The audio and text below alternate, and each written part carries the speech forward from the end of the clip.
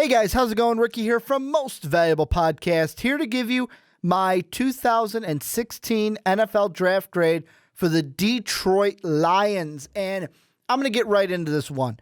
With this one, it was all down. If you know me, if you've looked at my mock drafts, you know I'm a need-based guy. I usually go off of what the team needs before I look at BPA. However, sometimes BPA can trump whatever need you may have. And with the Lions, I look, their biggest needs coming in, they needed offensive line, needed defensive line, linebacker, and cornerback. Those were the top four. And I look at their draft, and here's how they hit that.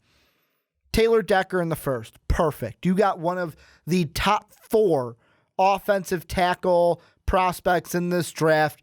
If you got one of them, the Tunsil, Conklin, Stanley, and Decker, you're going to be golden for that position. They get Decker. Cool. 15th overall.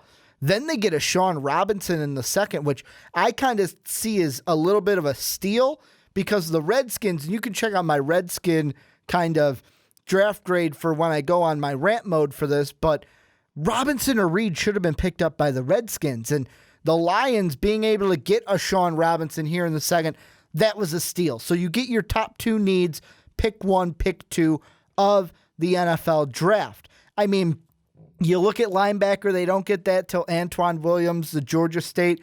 Is he going to contribute as much as a guy who is either drafted in 1, 2, or 3? I don't know, but I mean, you're the Lions, so you may be asked to kind of put in a little bit of work that you may not have if you're on, let's say, the New England Patriots. And two other guys I want to mention in this draft class for the Lions is number one is Kilbrew, Miles Kilbrew, because this is a unique story. This kid was told at the Senior Bowl when he was talking to the Lions were like, hey, we don't want you. And Kilbrew, like reading the story, he was just like, okay, I've never had to deal with that before. And he's just like, oh, okay. And he just kind of handled it. Well, he got a call on draft night, or draft day, I should say, from the Lions that they actually did want him. It was a weird kind of circumstance where the Lions were like, we were testing you, kid. And part of my mind is like, why fucking do that? I get that you want to test this kid and see like how he handles that kind of adversity, but why even put him through that? Why? I just don't get it. I understand why. I just don't understand why you would do it. I know that sounds fucking stupid, but that's the way I'm going to describe it. And then the last guy is Jakey Rudock. And the reason why I'm bringing up Rudock is Sean here from MVP loves this kid. Thought he should have been the New England Patriot heir apparent to Tom Brady, but no. He goes to the Detroit Lions. This is a kid that can sit behind Matty Stafford, and if Stafford breaks an arm again or breaks a shoulder against the Cleveland Browns like he did a long time ago, this kid could be coming in. I like him.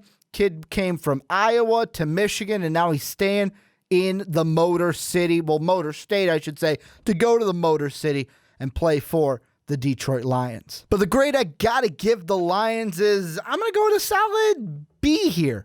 I almost wanted to give a C, but the way I look at it is I can't give a C because the only need they didn't hit was cornerback. And I mean, did they really need to go cornerback? I mean, where they were round 1, round 2, there wasn't a corner there for them to possibly take. They hit the needs with Decker and Robinson. So, yeah, I'm going to give it a B. I'm going to play safe, and the Lions get a B for 2016.